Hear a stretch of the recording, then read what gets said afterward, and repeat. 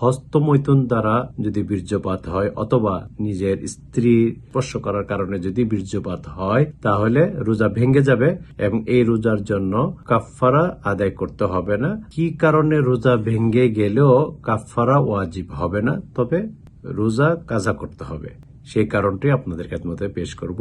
1 নম্বর হলো যে হস্তমৈথুন দ্বারা যদি বীর্যপাত হয় অথবা নিজের স্ত্রী স্পর্শ করার কারণে যদি বীর্যপাত হয় তাহলে রোজা ভেঙে যাবে এবং এই রোজার জন্য কাফফারা আদায় করতে হবে না, তবে পরবর্তীতে একটি রোজার পরিবর্তে একটি রোজা রেখে নিতে হবে। তবে একটি কথা মনে রাখবে, এমনটি না করাই উত্তম। এবং আরেকটি মাসালা, মেয়েদের যে মান্থলি যে পিরিয়ড, সেই পিরিয়ডের কারণে এবং নিফাসের কারণে যে রোজাগুলো ভেঙে থাকে সময়কালীন রোজা রাখা যাবে না, রোজা রাখা তখন নিষেধ।